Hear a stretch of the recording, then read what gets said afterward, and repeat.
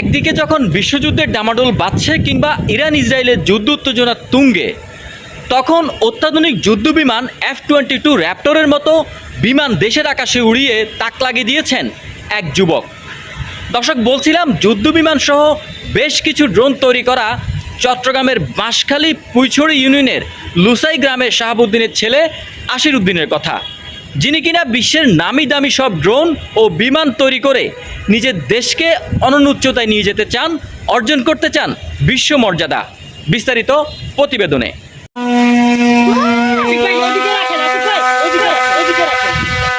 চট্টগ্রাম বাঁশখালীর প্রত্যন্ত অঞ্চল পুঁইছড়ির আকাশে ভেসে বেড়াচ্ছে অত্যাধুনিক যুদ্ধবিমান F-22 র্যাপটর। যদিও এটি বাস্তবে মার্কিন শক্তিশালী বিমানের রেপ্লিকা, যা শুধু বিশ্বের শক্তিধর দেশগুলোর বিমান বাহিনীতেই দেখা যায়।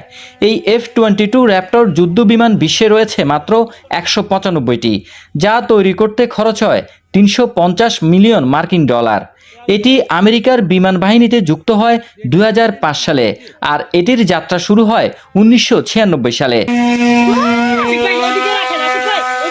শুধু F-22 র্যাপটর নয়, বিভিন্ন মডেলের 2000-এরও অধিক ড্রোন, এয়ারক্রাফট ও US বাংলা বিমান বানিয়ে মানুষের নজর কেড়েছেন 24 বছরের স্থানীয় যুবক আশির উদ্দিন। তাই তো তার নিজস্ব ইউটিউব চ্যানেল থেকে বিমান বানানোর ভিডিও দেখে বিএনপির ভারপ্রাপ্ত চেয়ারম্যান তারেক রহমান সহযোগিতার হাত বাড়িয়ে দেন।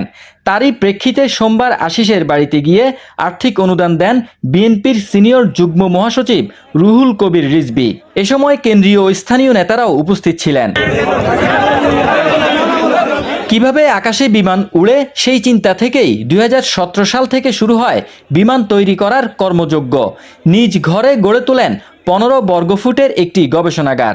এখন পর্যন্ত 30 কেজি ওজনের ড্রোন তৈরি করা হলেও 500 কেজি ওজনের ড্রোন বানানোর পরিকল্পনা রয়েছে বলে জানান আশির উদ্দিন। আশির পড়াশোনা করেন চট্টগ্রামের একটি বেসরকারি পলিটেকনিক ইনস্টিটিউটে। সেখান থেকেই হাতে খড়ি শেখা। তার এমন সাফল্যে খুশি এলাকাবাসীও।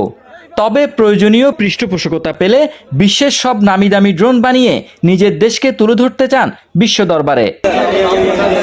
হারুনুর রশিদ, ইউনিক খবর, চট্টগ্রাম।